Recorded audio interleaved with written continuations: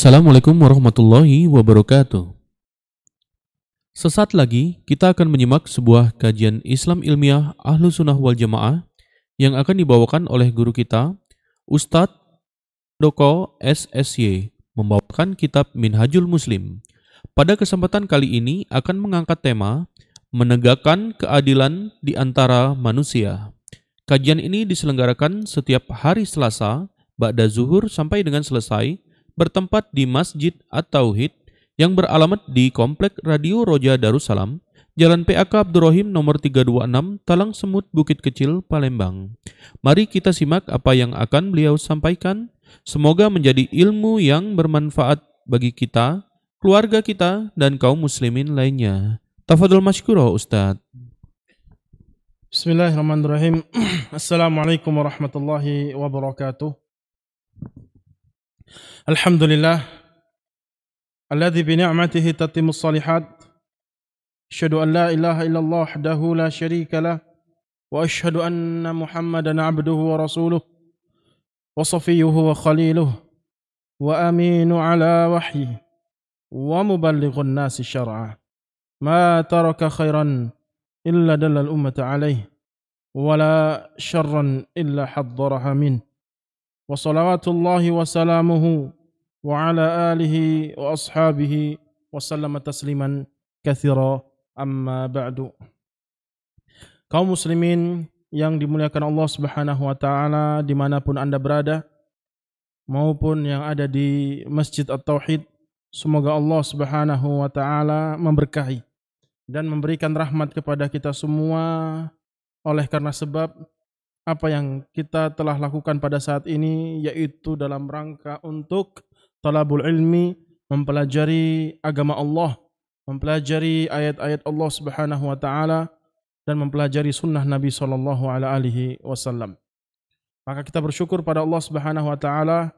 Allah Subhanahu wa taala berikan hidayah kepada kita semua di atas sunnah Nabi sallallahu alaihi wasallam, di atas agama Allah Subhanahu wa taala yang jelas, yang lurus, yang mustaqim, sehingga kita bisa mengetahui apa yang harus kita lakukan, apa yang harus kita jalankan, apa yang harus kita terapkan dari kehidupan kita di dunia ini sesuai dengan pedoman dan arahan dari Allah Azza wa Jalla dan Rasulnya, sehingga kita akan mendapatkan kehidupan yang begitu bahagia, kehidupan yang penuh dengan kenikmatan, kehidupan yang kekal abadi selama-lamanya kelak di surga Allah Subhanahu wa taala. Sebagaimana Nabi sallallahu alaihi wasallam bersabda, "Man salaka tariqan yaltamisu fihi ilman, sahhalallahu lahu bihi tariqan ilal jannah." Barang siapa yang menempuh jalan menuju ilmu atau mencari agama Allah, ilmu agama Allah Subhanahu wa taala, mengharapkan ilmu yang dijelaskan oleh Allah Subhanahu wa taala dan Rasulnya, maka Allah Subhanahu wa taala akan memudahkan dia untuk masuk ke dalam surga Allah Azza wa Jal. Tidaklah kita bisa selamat dari api neraka dan kita bisa masuk dari surga Allah Subhanahu wa taala kecuali dengan ilmu agama ini yang dijelaskan oleh Rasulullah sallallahu alaihi wasallam. Sebagaimana yang dijelaskan oleh Syekhul Islam Taimiyah rahimahullah azza wa jal, man lam yadkhul al jannata dunya, barang siapa yang belum pernah masuk surga dunia, lan yadkhul al jannata al akhirah, tidak akan mungkin dia bisa masuk surganya akhirat. Surganya akhirat, yaitu surga dunia adalah majelis ilmu, hilaqud dzikr, yang di dalamnya dipelajari Al-Quran, dipelajari hadis-hadis Nabi SAW yang sahih. Salawat serta salam semoga Allah Azza wa Jalla senantiasa mencurahkan kepada Nabi kita tercinta, Nabi Muhammad SAW, seorang manusia, seorang hamba, dan manusia yang terbaik, yang dengannya kita ambil pelajaran, suri tauladan yang mulia untuk menempuh jalan menuju Allah Subhanahu wa taala, menuju surga Allah Azza wa Jalla. Kaum muslimin yang dimuliakan Allah Subhanahu wa taala, Ini adalah pertemuan yang keberapa? 18 betul? 19 ya. 19 dalam kitab Minhajul Muslim bab akhlak. Bab yang membahas tentang perilaku dan budi pekerti luhur seseorang sesuai dengan agama Islam yang diajarkan oleh Allah dan Rasul-Nya. Yang mana terakhir kita telah membahas tentang pasal akhlak yang ketiga, yaitu tentang keadilan. Tentang keadilan. Akhlak keempat, yang mana sudah kita jelaskan beberapa pembukaan kata pengantar kaitannya dengan makna maksud dari hakikat adil dan keadilan. Nah, yang mana sudah kita ketahui bersama bahwasanya adil itu sangat penting dalam urusan agama kita, baik perkara dunia kita maupun perkara akhirat kita. Maka telah dijelaskan kemarin bahwasanya atau pekan yang lalu, makna dari adil itu bukan musawah. Makna dari adil itu bukan musawah, yaitu persamaan, harus dibagi rata. Bukan itu maksud dan makna dari adil, tetapi an yu'tiya ahadan min haqqihi, yaitu seseorang memberikan kepada orang lain sesuai kepada porsinya, sesuai dengan haknya masing-masing. Itu maksud adil secara istilah dan dijelaskan oleh para ulama bahasa bahwasanya adil itu bukan persamaan, harus dibagi rata sesuai dengan dibagi rata, semuanya harus sama, bukan persamaan, akan tetapi menetapkan, membagi sesuatu kepada beberapa orang sesuai pada tempatnya, sesuai dengan haknya masing-masing. Itulah yang telah dijelaskan oleh Allah Subhanahu wa taala di dalam surat Az-Zukhruf ayat 32. Surat Az-Zukhruf ayat 32. Ayat inilah yang akan kita kupas kaitannya dengan makna keadilan dan terkhusus keadilan di antara manusia. Keadilan di antara manusia. Yaitu Allah Azza wa Jalla katakan dalam surat Az-Zukhruf ayat 32, ahum yaqsimuna rahmata rabbika. Wahai Nabi, wahai Muhammad, apakah mereka yang membagi-bagi rezeki dari Tuhan kalian, dari Tuhanmu, membagi-bagi rezeki rahmat dari Tuhanmu? Nahnu qasamna bainahum ma'isyatahum fil hayatid dunya. Justru kamilah yang membagi-bagi kenikmatan, rahmat, rezeki kepada kalian di kehidupan kalian di dunia. Jadi dari awal ayat ini telah menjelaskan kepada kita semua yang kita miliki. Perbedaan-perbedaan dari kenikmatan, dari kasih sayang Allah Subhanahu wa taala terhadap satu orang dengan orang yang lainnya itu berbeda-beda. Karena Allah memberikan makna, memberikan penjelasan kepada kita semua, Allah memberikan dan membagi-bagi kenikmatan, rezeki kepada kita semua.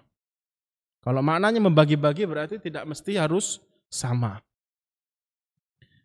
Wa rafa'na ba'dahum fawqa ba'din darajat.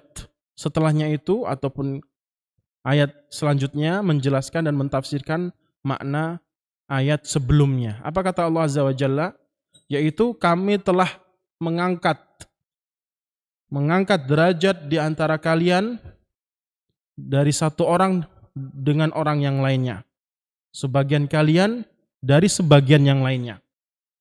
Jadi semua manusia yang hidup di muka bumi ini tidak sama, memiliki perbedaan, memiliki keistimewaan masing-masing, memiliki perbedaan ditinjau dari sisi wanita atau laki-laki jenis kelamin, ya, atau anak kecil, dewasa, tua, kemudian kaya raya, miskin, kemudian pejabat, rakyat biasa, dan begitu banyak derajat-derajat yang Allah telah tetapkan sebagian kita dari sebagian yang lainnya. Wa rafa'na ba'dahum fawqa ba'din darajat. Kami telah meninggikan sebagian mereka atas sebagian yang lain, beberapa derajat. Apa maksudnya? Liyattakhidha ba'duhum ba'dhan sukhriya, agar kalian itu saling melengkapi, saling memberikan manfaat antara satu dengan yang lainnya. Orang kaya tidak akan mungkin bisa menjadi kaya kecuali bersama mereka orang-orang miskin. Orang kaya tidak akan mungkin bisa menjadi kaya raya kecuali bersama mereka orang-orang miskin. Sebagaimana yang dijelaskan oleh Rasulullah SAW kepada mereka, para sahabat yang kaya raya, latunsoruna wa turzaquna, wahai para sahabatku, kalian itu diberikan pertolongan oleh Allah dan diberikan rezeki dari Allah Azza wa Jalla bidu'afaikum, oleh karena sebab adanya orang lemah di antara kalian, adanya orang miskin di antara kalian, adanya orang fakir di antara kalian, sehingga kalian bisa menjadi orang kaya raya. Sehingga saling melengkapi antara orang kaya dengan orang miskin. Di situ terdapat makna simbiosis mutualisme. Warahmatu rabbika khairum mimma yajma'un.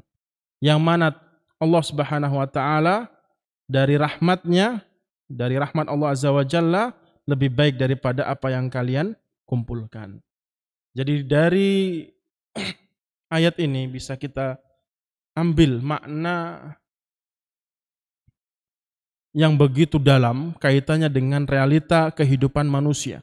Jadi semua manusia itu banyak perbedaannya, yaitu ditinjau dari jenis kelamin, umur, kemudian derajatnya berbeda-beda. Ada yang polisi, ada yang tentara, ada yang rakyat biasa, rakyat sipil, ada yang guru, ada yang pejabat, ada pemimpin, gubernur, presiden, bupati, dan seterusnya. Itulah sunnatullah. Itulah ketetapan Allah Subhanahu wa taala yang telah Allah Subhanahu wa taala patenkan. Mau tidak mau itu akan terjadi di alam kehidupan dunia ini yang dialami oleh sebagian manusia. Maka sebagian mereka akan melengkapi sebagian yang lain. Dan inilah bentuk bukti akan kebesaran Allah Subhanahu wa taala dalam membagi-bagikan rezeki rahmat Allah Subhanahu wa taala kepada kita semua. Dari perbedaan-perbedaan yang Allah sebutkan di dalam ayat ini, maka perlu apa? Perlu yang namanya akhlak keadilan. Kan tidak mungkin kita jadikan semua orang sama. Tidak mungkin kita jadikan semua orang sama. Kenapa? Ayat ini menunjukkan semua orang, sebagian besar orang, itu berbeda-beda dari derajatnya. Sehingga kita tidak mungkin jadikan satu kesatuan dari semua jenis yang Allah telah bedakan tadi. Harus adanya persamaan gender misalkan. Antara laki-laki dan perempuan harus sama. Ya nggak bisa. Jadi bukan itu maksud makna adil itu ya. Yaitu persamaan. Perlakuan antara orang muda dan orang tua juga beda. Antara anak kecil dan orang tua, orang dewasa berbeda cara bermuamalah, bergaul dengan mereka.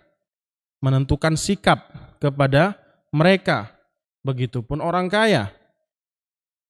Sikap-sikap, perbuatan-perbuatan yang menunjukkan keadilan itu tidak bisa kita samakan kepada orang kaya dan kepada orang miskin.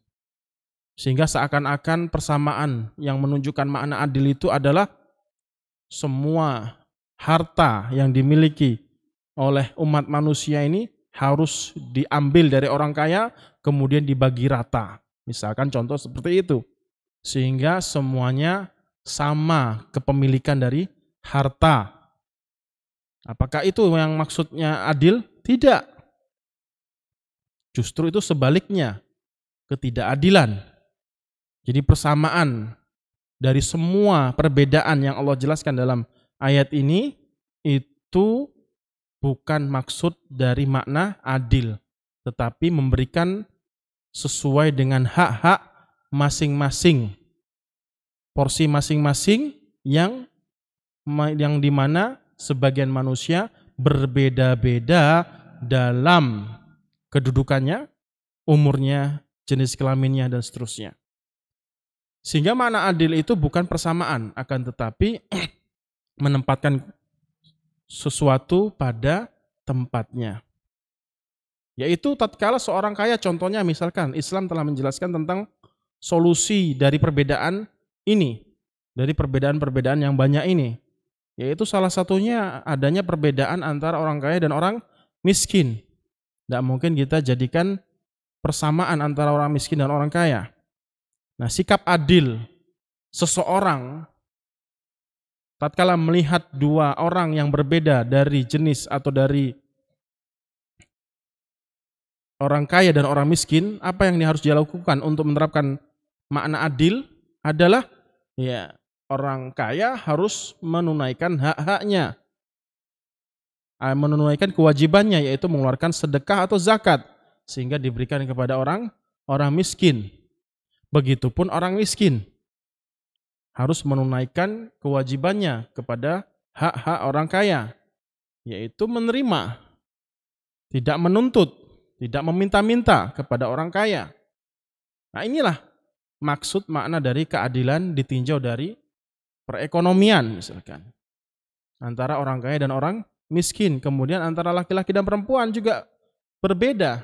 Nggak bisa kita samakan hak-hak mereka. Wanita memiliki hak sendiri, laki-laki memiliki hak sendiri. Maka sikap kita tatkala kita menjadi seorang pemimpin, maka harus kita lihat apa saja sih hak-hak mereka, maka tempatkan hak tersebut kepada masing-masing kedudukan mereka.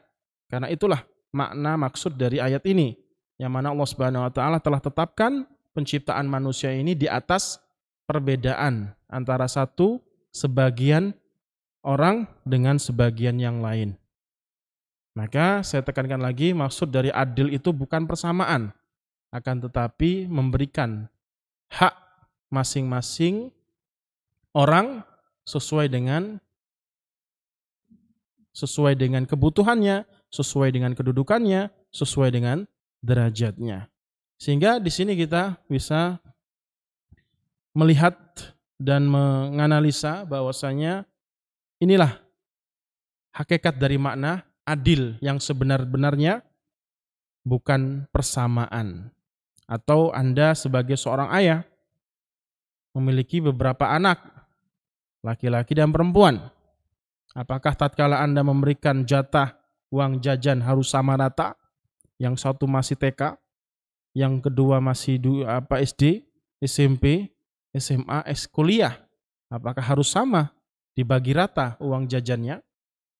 Semuanya harus dapat 5.000 semua? Tidak. Ya, sesuaikan dengan kebutuhan mereka, sesuai dengan hak-hak mereka. Kalau anak TK yang tidak usah banyak-banyak.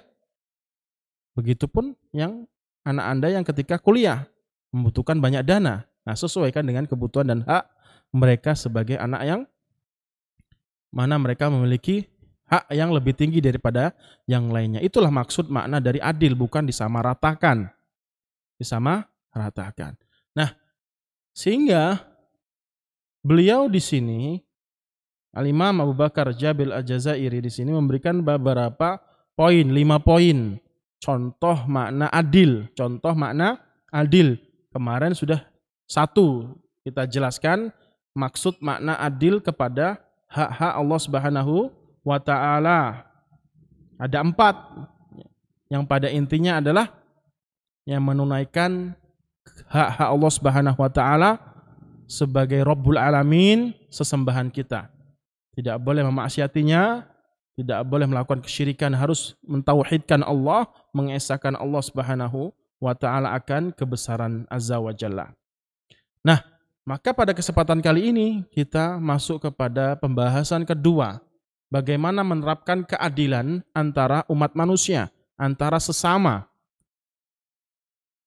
Mulai dari lingkup kecil kita, yaitu di rumah tangga. Kemudian mungkin Anda sebagai siswa, mahasiswa di sekolah Anda, di kampus Anda, atau Anda sebagai seorang karyawan, guru di kantor Anda. Apa yang Anda harus lakukan untuk menerapkan keadilan? tatkala kita bermuamalah dengan manusia. Bermuamalah dengan manusia, bergaul dengan manusia. Dan tidak mungkin kita lari dari banyak orang. Kemudian kita hidup sendiri di hutan tanpa ada yang menemani. Itu tidak akan mungkin. Itulah manusia, sifatnya makhluk sosial. Yang mana dia membutuhkan orang lain dan tidak bisa hidup berdiri sendiri. Nah, di situ Islam menjelaskan kepada kita semua secara gamblang dan jelas dan detail dan lengkap sempurna bagaimana menerapkan keadilan antara manusia, hak sesama makhluk di muka bumi ini.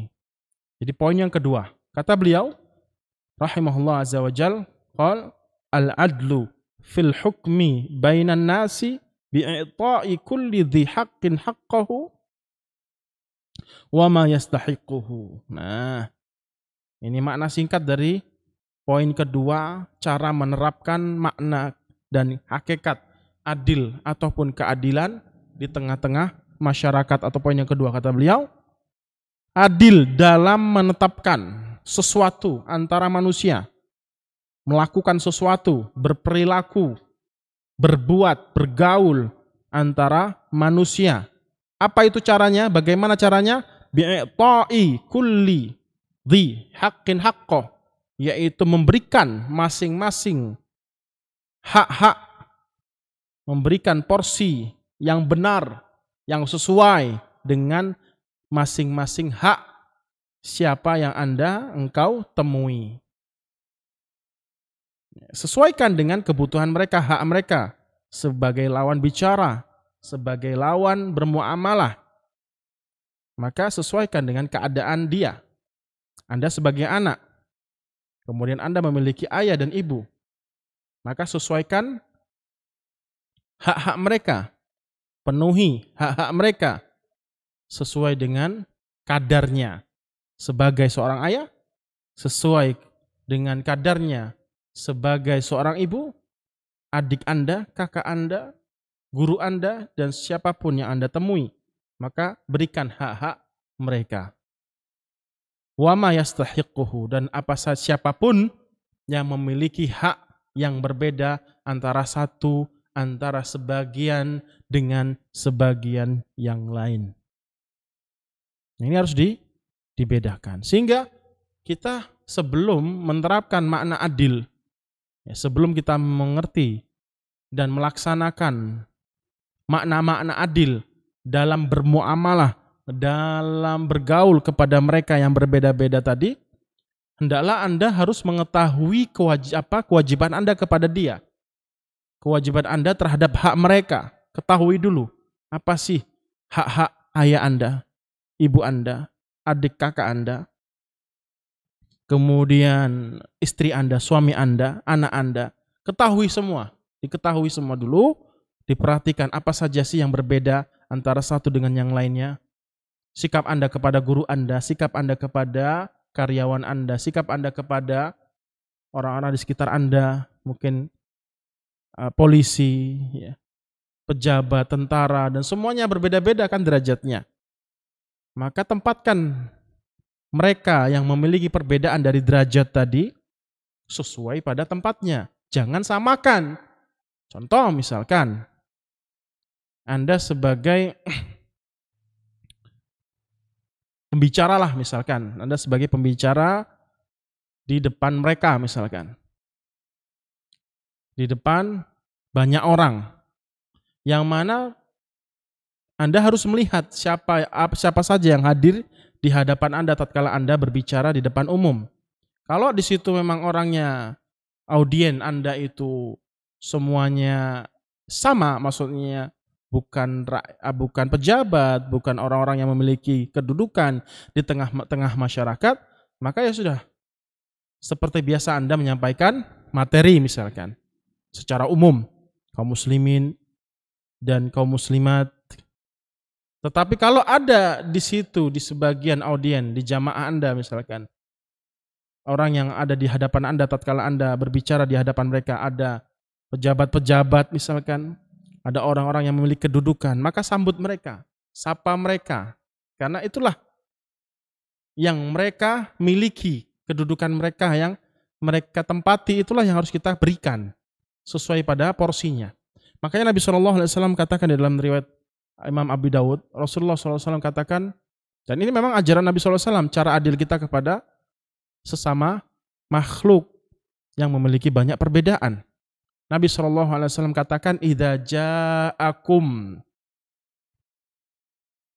karimul qaumi, kalau kalian didatangi atau datang kepada kalian orang-orang yang memiliki kedudukan, orang-orang yang memiliki kemuliaan dari yang lain, memiliki derajat daripada yang lain, presiden, ya, pejabat, orang-orang yang memiliki tokoh agama, tokoh masyarakat, fa'akrimu, maka Nabi SAW perintahkan apa? Muliakan mereka, berikan hak mereka sebagai orang yang mulia, sebagaimana orang-orang yang mulia di tengah-tengah masyarakatnya.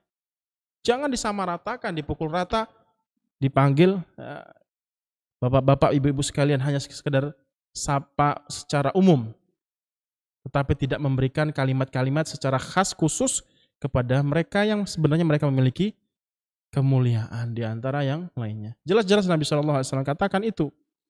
Barang siapa apabila datang kepada kalian orang-orang yang memiliki kemuliaan, fa'akrimu, muliakanlah mereka.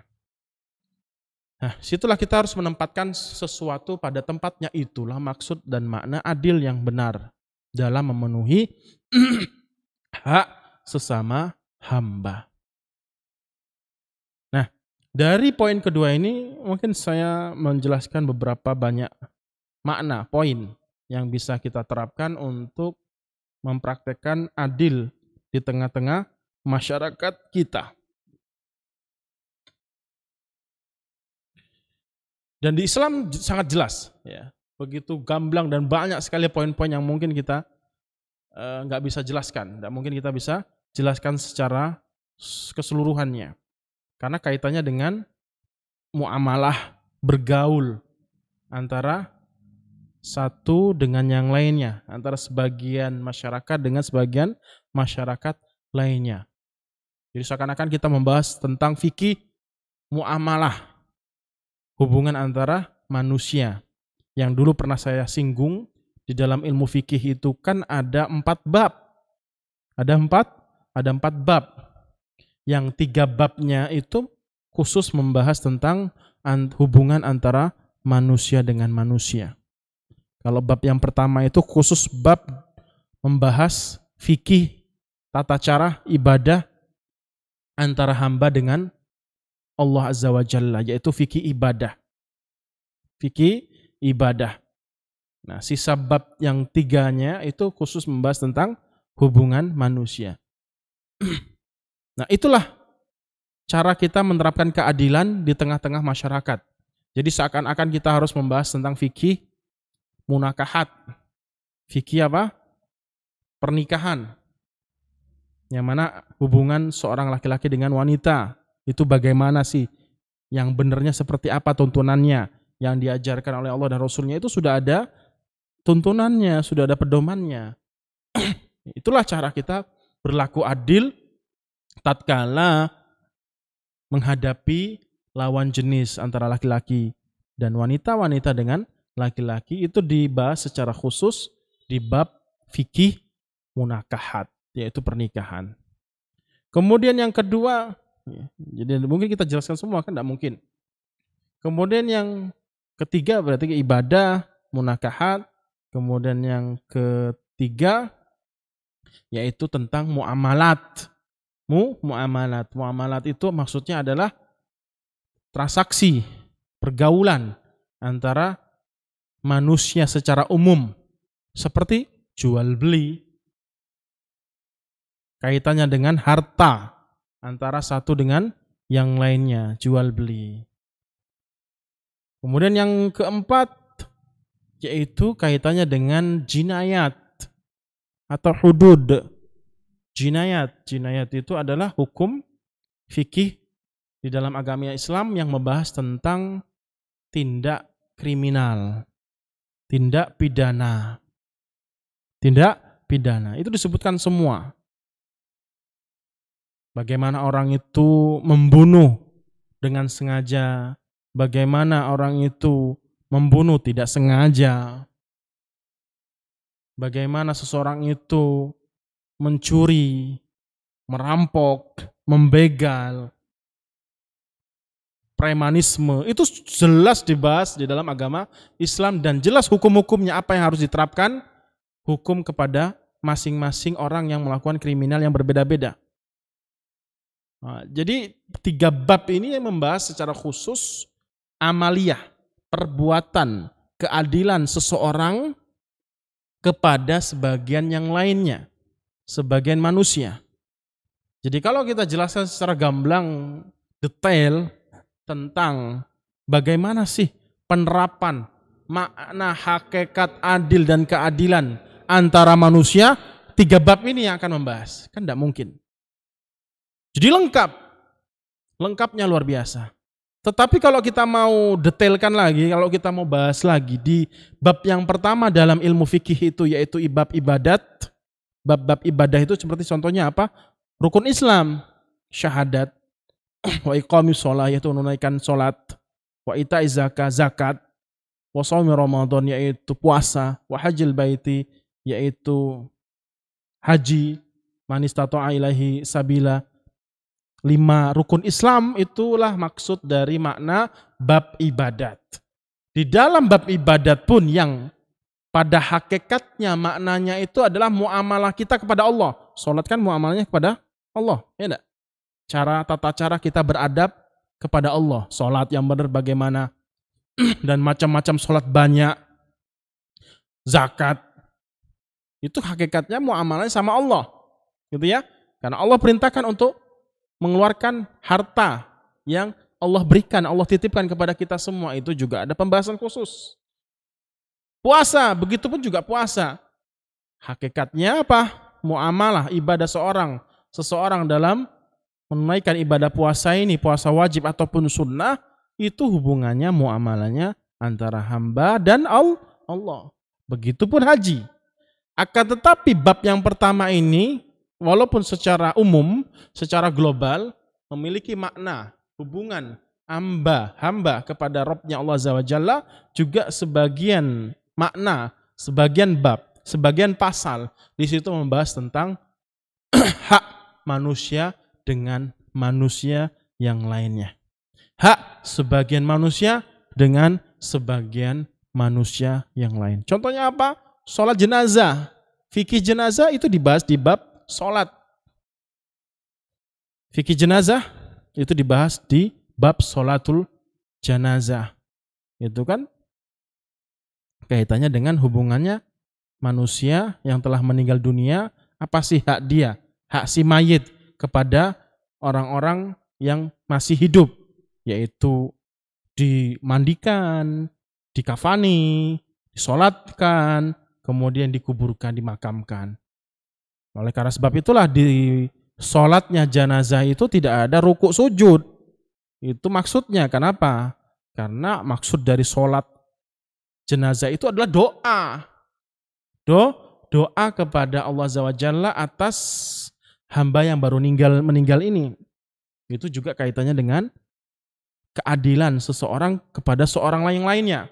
Begitupun zakat. Jelas zakat dikembalikan kepada turaddu ala fuqaraihim, kata Rasulullah SAW. Tukhad, harta-harta zakat itu diambil dari agniya, orang-orang kaya, dikembalikan, dibalikkan, diberikan kepada orang-orang yang berhak mendapatkan zakat tersebut. Sedekah, nafkah. Sehingga sangat luas, ya, sangat komprehensif sekali kalau kita membahas tentang bagaimana tata cara ya, menerapkan makna adil dan keadilan di tengah-tengah masyarakat, terkhusus lingkup kecil, keluarga, sekolah, pekerjaan, kantor, kampung, negara, dan seterusnya. Itu mau tidak mau kita akan dan harus membahas tentang bab ini, 4 bab dalam ilmu cabang fikih ibadah, fikih munakahat, pernikahan, fikih muamalat, kaitannya dengan hubungan antara manusia dengan yang lainnya, yaitu salah satu contohnya adalah jual beli, kemudian yaitu kaitannya dengan kriminalisme. Hak manusia, ya, hak manusia. Seperti contoh misalkan yang kriminal, misalkan ada namanya denda, diat, ketika orang membunuh, seseorang membunuh, maka di situ diberikan pilihan, dipenggal atau dibebaskan dengan syarat membayar diat denda. Nah, di situ maknanya adalah hubungan antara manusia, menerapkan keadilan antara satu orang, sebagian manusia dengan sebagian orang yang lainnya. Akan tetapi di sini saya memberikan beberapa poin secara eksklusif, singkat, yang terkadang orang lalai dalam mempraktekannya, yaitu mempraktekkan keadilan di tengah-tengah masyarakat. Saya coba ringkas beberapa poin, semoga bermanfaat. Mungkin tidak semua. Yaitu yang pertama. Yang pertama adalah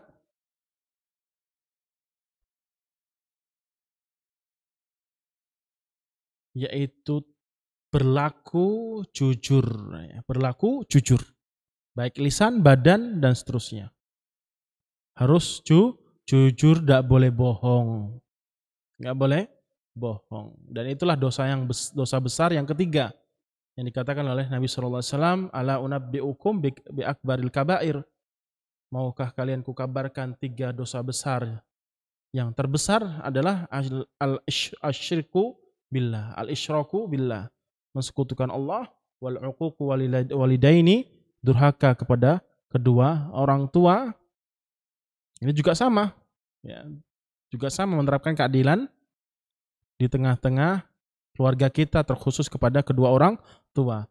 Kemudian yang ketiga kata Nabi SAW, ala wa qaula zur, yaitu perkataan bohong. Wa iyyakum al-kadhiba.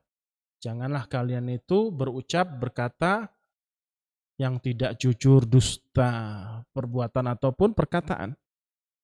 Maka itulah sikap adil seseorang dalam bermuamalah dengan orang yang lainnya. Tatkala seseorang mengatakan suatu perkataan, maka jangan kita tambah-tambahin atau kita kurang-kurangi, kemudian kita kabarkan kepada orang lain sehingga menimbulkan fitnah.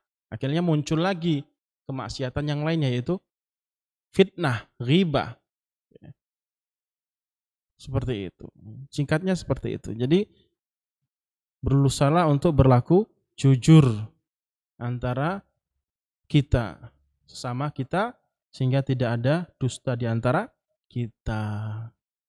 Itulah makna keadilan yang pertama. Yang kedua, masih ada kaitannya dengan poin pertama tadi, yaitu apa? Tidak boleh memfitnah saudaranya, berkata-kata yang tidak benar. Kalau benar bagaimana? Ghibah namanya, gitu. Jadi serba salah gitu ya. Mau ceritain orang sesuai realitas, sesuai fakta, juga nggak boleh, yaitu masuk kategori apa? Ghibah. Ghibah. Ya benar yang kita ceritain itu. Si A itu gini loh. Gini. Ya jelek lah, sesuatu yang jelek. Kalau pujian enggak masalah kan gitu. Pokoknya yang dia benci lah kalau dia tahu nih diceritain. Gini. Bener, enggak dikurangi atau ditambahi, jelas-jelas lengkap.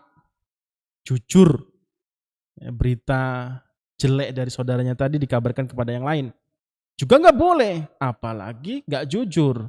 Bohong, mengatakan kepada saudaranya tentang saudara yang lainnya dengan berita bohong, hoax gitu ya. Yang memfitnah bahasa kita itu. Enggak boleh, enggak boleh. Sebagaimana sabda Nabi SAW, ancaman bagi mereka yang memfitnah saudaranya. Memfitnah saudaranya. Begitu banyak sekali. Di dalam surat hadis juga ada, kita sebutkan ayat dulu, surat Al-Ahzab. Surat Al-Ahzab ayat terakhir.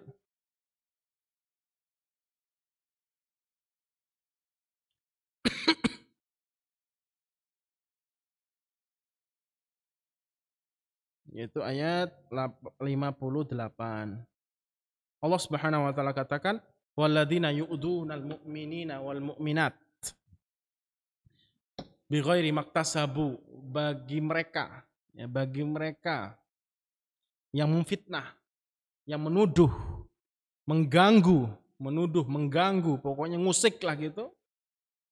Orang-orang yang beriman kepada Allah Subhanahu wa taala, laki-laki maupun perempuan, surat Al-Ahzab ayat 58. Bighairi maktasabu, dari apa yang mereka tidak perbuat, memfitnah kan? Bighairi maktasabu, dari apa yang mereka tidak perbuat.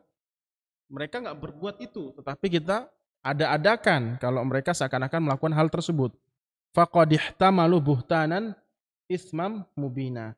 Sungguh mereka telah memikul kedustaan yang amat sangat besar dan mereka mendapatkan dosa yang jelas, yang nyata, yang besar. Ini ancaman dari Allah Subhanahu wa taala. Yang lebih ngerinya lagi sabda Nabi sallallahu alaihi wasallam diriwayatkan oleh Imam Abi Daud, disahihkan oleh Syekh Al-Albani. Begitupun Imam Ahmad bin Hambal. Nabi sallallahu alaihi wasallam bersabda, "Man qala fi mu'minin laisa minhu ma laisa minhu." Barang siapa yang mengatakan suatu perkataan terhadap saudaranya seorang mukmin, seseorang yang beriman pada Allah Subhanahu wa taala, laki-laki ataupun maupun perempuan, dari apa yang mereka tidak miliki, dari apa yang tidak mereka lakukan, dari apa yang mereka tidak pernah perkatakan, gitu ya. Fitnah lah kan gitu. Ma laisa minhu askanahullahu radghatal khabal hatta yakhruja mimma qol. Yaitu Allah Subhanahu wa taala akan memasukkan ke orang yang fitnah tadi, memfitnah saudaranya tadi, ke dalam api neraka, yang dimana di tempat tersebut adalah kubangan rodghah. Rodghah itu kubangan wahl, sodid, yaitu nanah. Nanah. Tahu nanah ya? Tidak mungkin harum kan? Nanah, cairan yang begitu menjijikkan dan aroma yang tidak sedap. Nanah. Nah, Allah akan masukkan dia, orang yang memfitnah tadi, yang mengatakan suatu perkataan yang tidak dilakukan oleh saudaranya mukmin, Allah masukkan dia ke dalam api neraka yang di dalamnya terdapat kubangan rodghah, yaitu nanah. Ditambah lagi khobal. Khobal itu artinya adalah fasidah, yang merusak, yang menghancurkan, menyiksa seorang hamba. Jadi nanah itu sendiri memang tidak enak, betul-betul sangat menjijikkan. Ditambah lagi nanah yang bukan nanah seperti di dunia, tapi nanah yang akan menghancurkan tubuh manusia, kata para ulama, kaitannya dengan maksud dari hadis ini. Hatta yakhruja mimma qol, sampai dia tidak mengatakan itu lagi. Obat maksudnya. Ya nggak bisa lagi, sudah kemakan kan? Sudah termakan orang lain dari omongan dia tadi. Misalkan si A ngomongi kak saudaranya gini-gini, padahal si kawannya tadi tidak melakukan apa yang dia ucapkan. Kemudian yang dibicarakan, yang mendengar fitnah tadi sudah memakan, menyerna, memahami dan meyakini dari fitnahnya tadi. Sehingga Allah SWT adab dia sampai betul-betul fitnahnya mereda dan hilang. Yaitu dengan cara apa? Ya, minta maaf kepada orang yang difitnahi, dituduh macam-macam, kemudian harus harus kembali kepada mereka, orang-orang yang dia kabarkan dari fitnah seseorangnya tadi, yang dia fitnahkan tadi, dan dia harus membenarkan dan dia harus perbaiki dari tuduhan-tuduhan dia tadi. Sehingga dia selamat dari ancaman ini, yaitu bertobat dari dosa sesama hamba sama makhluk. Jadi jelas adabnya. Inilah yang harusnya kita lakukan tatkala kita ingin menerapkan keadilan adalah dengan cara menjauhi kemaksiatan ini, menjauhi dosa ini. Kemudian yang ketiga riba, ya, riba juga begitu kejamnya riba ini dan begitu banyak dalil-dalil ayat ataupun hadis kaitannya dengan ancaman riba. Yang sering kita rasakan, yang sering kita lihat di tengah-tengah masyarakat kita. Kita ambil poin pentingnya saja. Yang ketiga, jadi yang pertama tadi kata jujur, tidak boleh berbohong. Kemudian kedua, tidak memfitnah. Ketiga, tidak menghibah. Kemudian yang keempat, berusahalah untuk husnudzon. Husnudzon kepada saudaranya. Itulah sikap adil yang benar di antara kaum muslimin. Tidak boleh suudzon, harus husnudzon. Ketika seseorang itu suudzon, berburuk sangka kepada saudaranya, maka timbullah di sana kebencian. Kebencian itu akan timbul oleh karena sebab adanya suudzon, buruk sangka yang begitu besar kepada saudaranya. Nah, hak yang Anda harus tunaikan, dari hak saudara Anda itu adalah tatkala Anda melihat, mendengar dari sikap-sikap saudara Anda, maka kedepankanlah husnudzon. Ya sudah, itu kedepankan husnudzon, berbaik sangka. Munculkan prasangka-prasangka baiklah gitu ya. Munculkan di benak Anda prasangka-prasangka baik. Contoh misalkan teman Anda sering nggak hadir kajian, teman Anda sering nggak sholat 5 waktu jamaah misalkan. Jangan dimunculkan prasangka-prasangka buruk. Oh, orang ini gini. Yang jelek jangan. Harus munculkan prasangka baik. Oh, mungkin dia sakit, mungkin dia sibuk karena ini, karena itu. Ya sudah, kan aman, kan enak kan itu. Sehingga nggak mudah muncul rasa benci antara kaum muslimin. Jadi harus kedepankan husnudzon. Itu yang keempat. Kemudian yang sering kita lihat yang sering terjadi. Yang pada intinya kita berusaha untuk menjauhi kemaksiatan antara makhluk sesama makhluk. Itu yang keempat. Yang kelima yaitu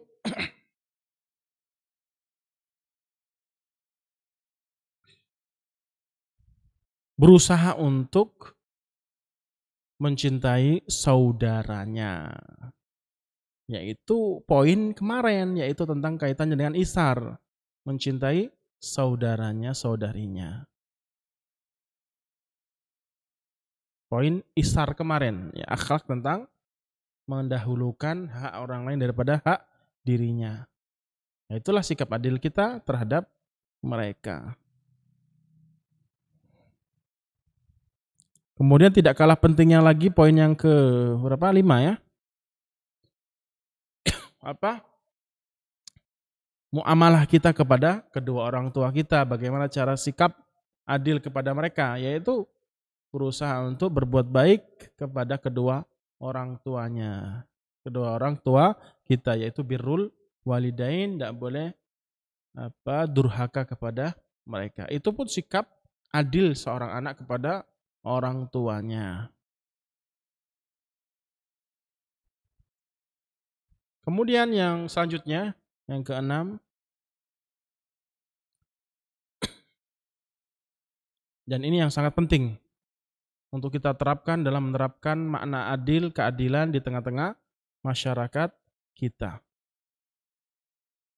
Yaitu berusaha untuk ikhlas. Ikhlas. Ikhlas ini memang kaitannya dengan Allah. Berusaha untuk mengharapkan apa yang ada di sisi Allah Subhanahu wa Ta'ala. Apa maksudnya sih? Kaitannya dengan keadilan antara sesama makhluk. Padahal ikhlas ini kaitannya dengan hamba dengan Allah. Yaitu seperti ini gambarannya. Seseorang tatkala bermuamalah dengan manusia, berbuat baik, ya kan? Senyum, memberi hadiah, tolong menolong, itu hakikatnya apa? Seakan-akan secara kasat mata, secara realitanya hubungan antara antara makhluk satu dengan yang lainnya, itu manusia satu dengan yang lainnya. Akan tetapi ketahuilah bahwasanya tatkala Anda berbuat ihsan, berbuat baik kepada sesama Anda, ya. Contohnya tadi tolong menolong, saling tegur, saling memberi hadiah, dan begitu banyak sifat-sifat yang terpuji sesama makhluk, maka berusahalah untuk ikhlas, mengharap pahala dari Allah saja, jangan mengharap pahala ataupun ganjaran dari manusia, imbalan dari mereka. Pada hakikatnya perbuatan baik yang kita terapkan kepada sesama kita itu adalah hubungan kita, muamalah kita kepada Allah. Jadi ikhlas itu sebenarnya itu apa? Muamalah kita kepada Allah Subhanahu wa taala, walaupun secara nyata, secara realnya, secara nampaknya muamalah yang kita lakukan itu hubungan kita dengan sesama kita. Tidak.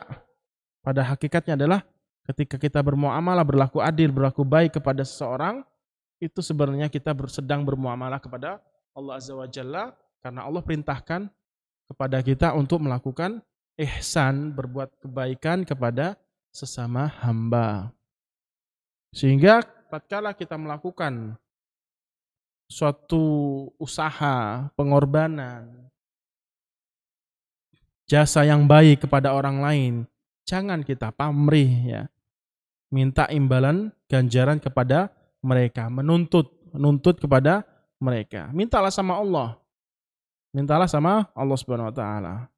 Kan ini banyak terjadi di tengah-tengah masyarakat. Tatkala seseorang telah berhasil membantu seseorang lainnya sehingga dia sukses tuh, misalkan contohnya. Sukses, kemudian yang dibantu tadi lupa. Sudah kaya raya, kemudian yang membantu tadi ngungkit, ya kan? Ngungkit, kamu kalau nggak karena saya kamu nggak kayak gitu. Cerita ke orang lain. Itu tuh orang itu dulunya saya itu yang jadiin dia jadi seperti itu sehingga jadi kaya raya. Ya kan? Itu tanda dia tidak ikhlas. Jadi nolong itu bukan karena Allah, agar orang yang dikasih pertolongan tadi balik ngasih imbalan. Nah, enggak boleh kayak gini.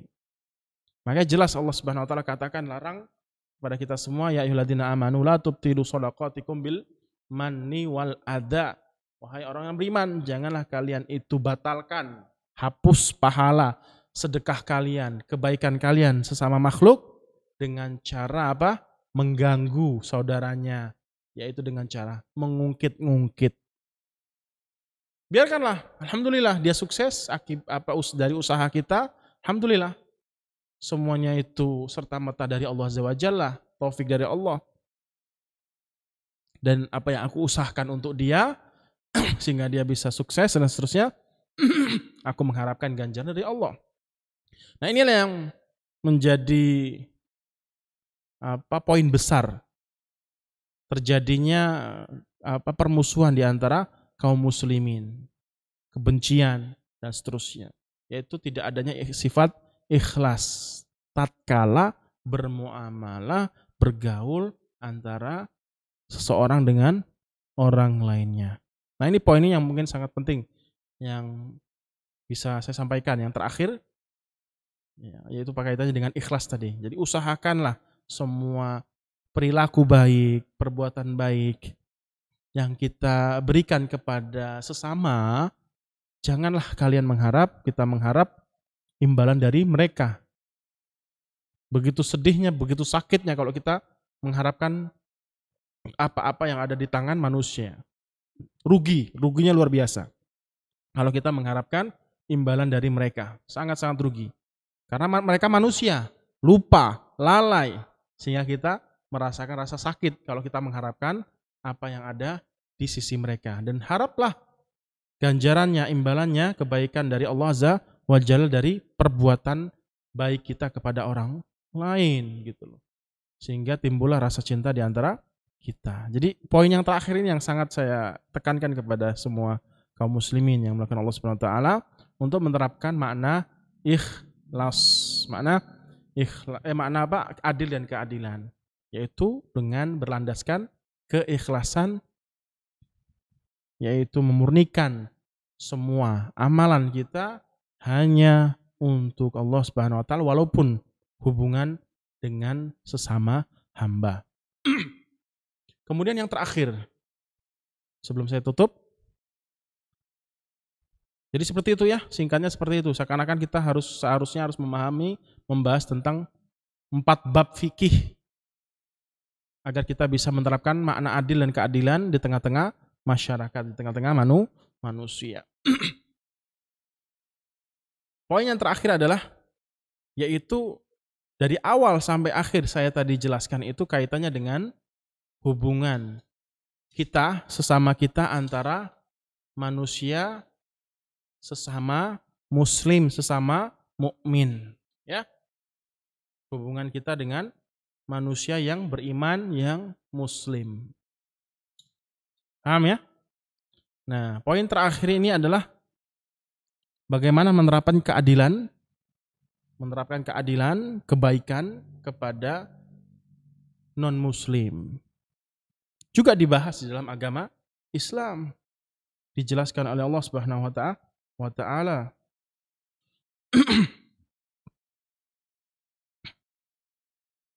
Dijelaskan oleh Allah Subhanahu wa taala dan Rasulnya secara gamblang. Jadi adil dan keadilan bisa kita terapkan kepada non-muslim juga.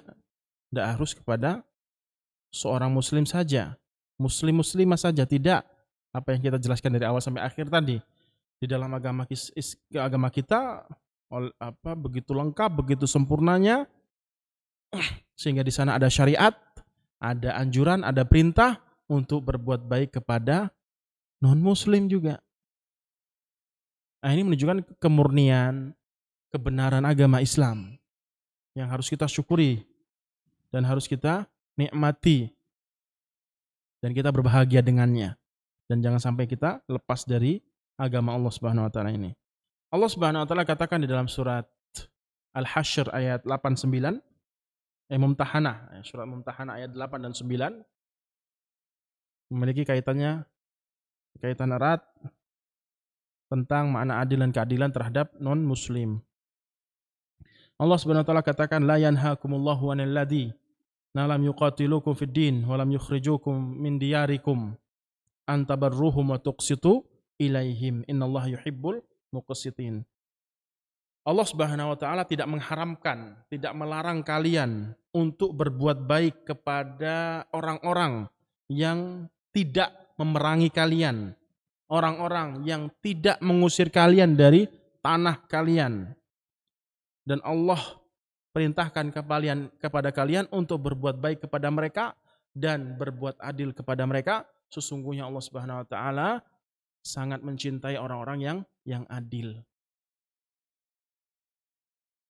Asalkan mereka tidak memerangi kita, tidak memerangi agama Islam yang memang dia betul-betul kafir dhimmi atau kafir mu'ahad, yang pada intinya mereka tidak melakukan suatu peperangan, permusuhan kepada kaum muslimin, maka wajib bagi kita untuk berbuat baik kepada mereka dan berbuat adil kepada mereka. Nah, baru setelahnya ayat yang ke-9.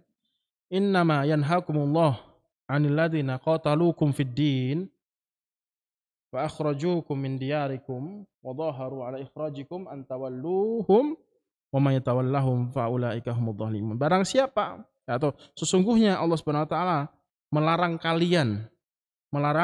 kalian menjadikan mereka itu yang disebutkan sebenarnya yang orang-orang non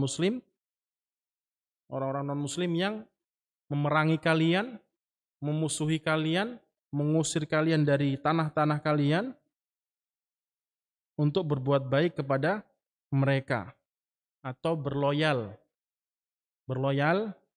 berloyalitas kepada mereka, menjadi teman akrab kepada mereka, dan barang siapa dari antara kalian yang menjadikan mereka sebagai teman akrab, teman yang sangat dekat, loyal, maka mereka itulah orang-orang yang zalim. Banyak penafsiran para ulama di sini kaitannya dengan ayat ini, Mumtahanah 8 dan 9. Yaitu Imam Ibnu Katsir menjelaskan kepada kita semua bahwasanya makna ayat ini adalah Allah jelas-jelas perintahkan kepada kita semua untuk berlaku baik kepada non-muslim asalkan mereka tidak memerangi kaum muslimin. Dan sebaliknya, di situ ada larangan loyal namanya. Sebaliknya, tidak boleh loyal kepada mereka. Apalagi mereka memusuhi agama Islam. Jadi di sini dalam agama Islam tidak ada namanya loyalitas kepada non-muslim. Berbuat baik iya, berbuat baik iya. Jadi ada perbedaan antara ihsan, berbuat baik, dan loyalitas. Yang dilarang itu adalah loyalitas. Walaupun dia non-muslim tadi tidak memusuhi kita, apalagi memusuhi, memerangi, tetap tidak diperbolehkan loyalitas. Tetap tidak diperbolehkan apa? Loyalitas. Yang diperbolehkan adalah berbuat baik kepada non-muslim yang tidak memerangi, tidak memusuhi agama Islam. Paham ya? Nah, loyalitas itu apa sih maksudnya? Berbeda dengan perbuatan baik. Loyalitas itu adalah rahmah, kasih sayang, cinta. Menjadikan mereka itu teman akrab, teman dekat.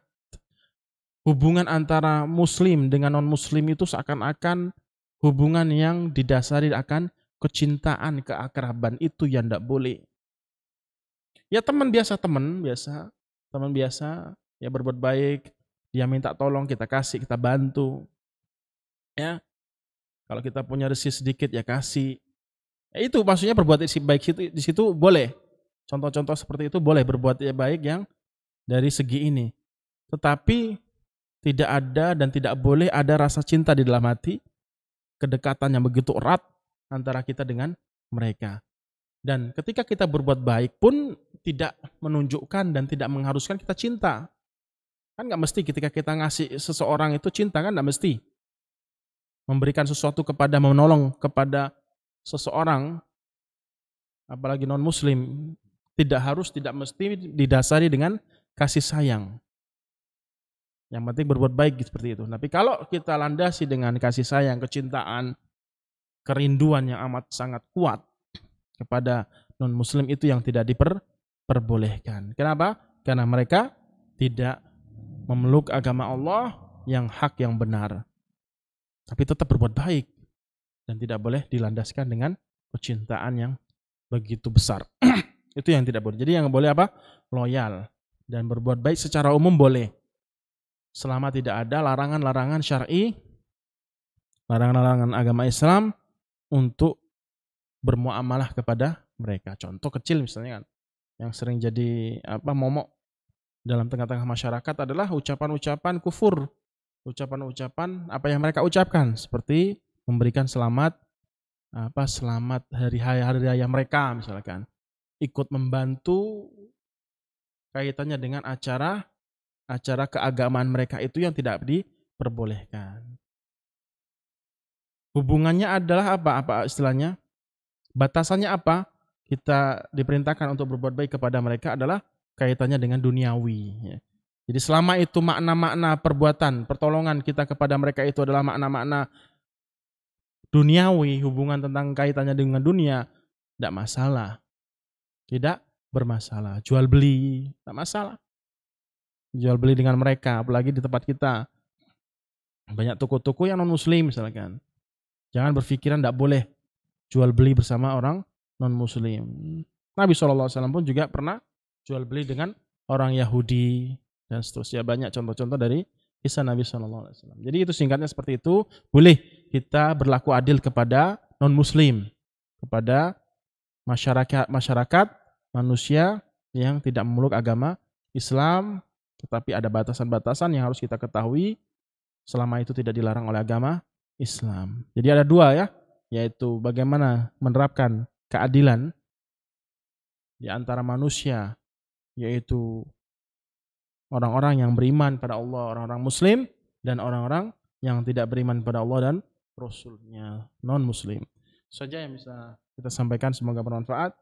Silakan kalau ada yang ditanyakan.